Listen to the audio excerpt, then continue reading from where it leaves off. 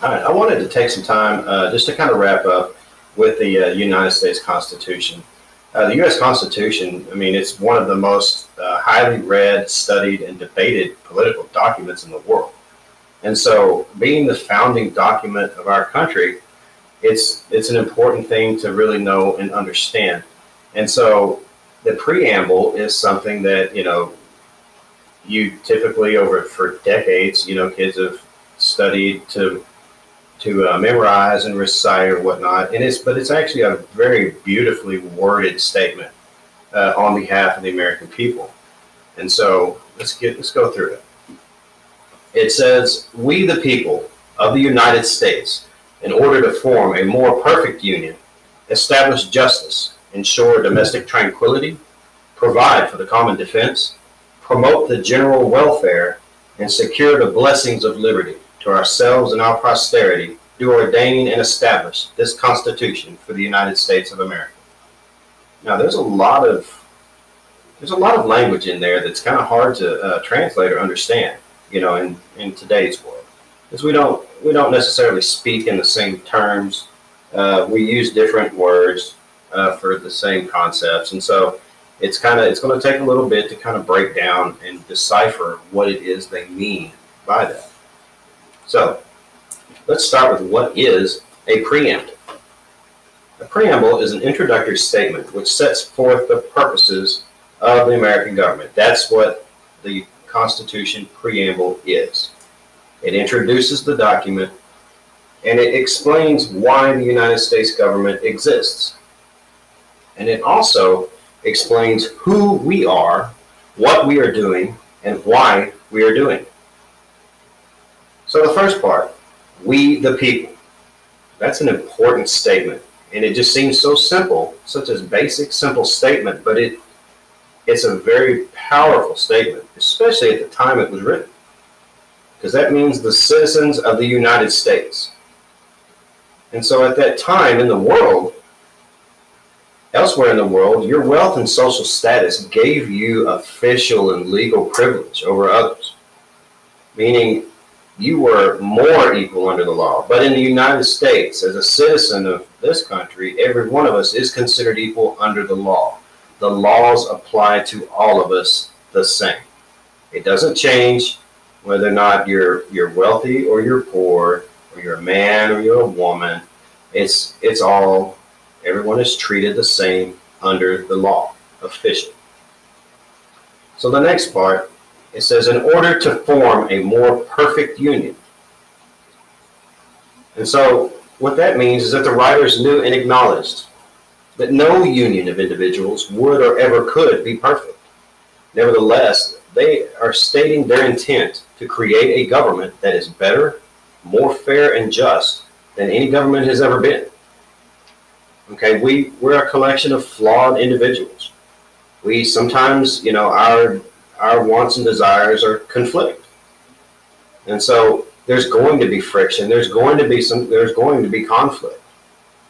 But their intent was to create a government that is more fair to competing individuals than any government has ever been. The next one, establish justice. Okay? Under the rule of a monarch or a king, and that's pretty much basically everywhere, every known place on earth at the time that this was written, the law was capricious. And that means that the laws changed whenever it suited the king or queen or whoever was in charge. Okay, laws only applied to certain people.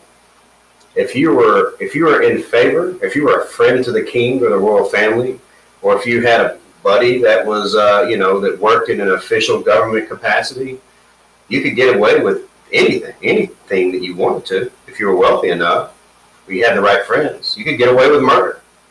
Right? But in the new country of the United States, law applied to everyone, regardless of status or gender. If you were poor, if you were wealthy, if you were a man or a woman, it didn't matter. The law applied the same to everyone. And the next part, it says to ensure domestic tranquility. And so tranquility, that's a word that you may not be familiar with, but tranquil means peaceful calm or serene. Okay? And so the authors, with this phrase, they wanted to create a society where the streets were safe, the rules of society were clear and easy to follow and understand. And structures were in place, legal structures, government structures were in place to resolve disputes without resorting to violence against each other. And they knew, the authors knew that without a peaceful society, no one could ever prosper financially, academically, or spiritually. When you think about that, if you try to think of a country that may be involved in a civil war, there in the 80s, there were countries in Central America that were caught up in civil wars. There's been civil wars, in Africa, civil wars in Southeast Asia, civil wars in the Middle East. Do you think you're able to, would you be able to go to college? Would you be able to conduct scientific research? Would you be able to,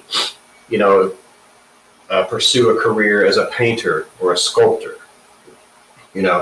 Or, if you're into music and sound engineering, you're going to be a DJ. Would you be able to chase that dream if there's a civil war going around? No, because every day is a fight to survive. You can't think ahead.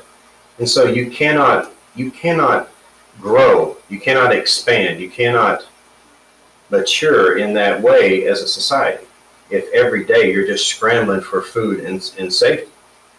And so in order to have those things, you have to have a peaceful society in order to grow scientifically, you're able to grow academically and financially and things of that sort. Provide for the common defense. Okay, the authors, they acknowledged that in order for the U.S. to be able to grow, develop, and mature into a success for all the people who lived here, there has to be a protection from foreign aggression and interference in our affairs or our business. And this phrase signaled their intent to create or establish, train, and maintain a standing army to protect our homeland as well as our overseas trading business. Okay? I mean, we try to create a safe and peaceful society so we can interact with each other in a respectful, lawful, and peaceful way. But we also need to protect that society from outside aggression. And we need to have, sheepdogs guarding the sheep from the wolves trying to get in the back door, right? Trying to attack the flock. Okay. Promote the general welfare is the next phrase. This is a kind of a misunderstood phrase, I think. There's a lot of debate upon this phrase lately. But the authors believed that the proper government has a duty to serve the public interest by first maintaining order and then protecting individual liberties and rights and regulating commerce, and bankruptcies, and promoting science and technological advancements and inventions by granting intellectual property rights. That's what a patent is. If you invent something, somebody can't steal that idea and then make tons of money off of it, and then you're high and dry. You have a right to profit off of that invention. And so that's what general welfare is. General welfare means creating the conditions to where people are able to work and achieve success based upon their own efforts. And secure the blessings of liberty to ourselves and our posterity. Okay? In what they were doing, creating the government, creating this document, writing this document, the Constitution, to set it up, this was a great responsibility that they felt.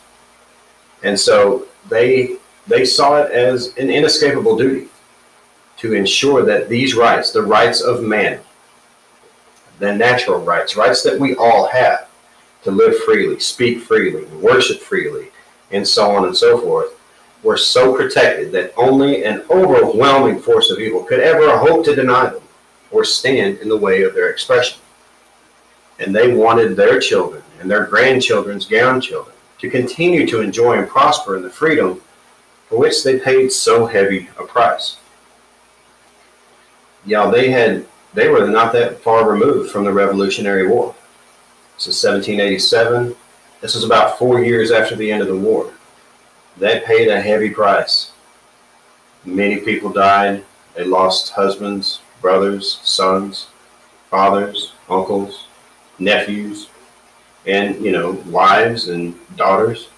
I mean, many people died. They paid the ultimate price. It's kind of, in a way, it seems cliche, but, freedom isn't free.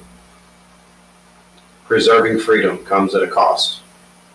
And they did not wish any of their posterity, any of their descendants to have to suffer for freedom in the way that they did. Do ordain and establish this Constitution for the United States of America.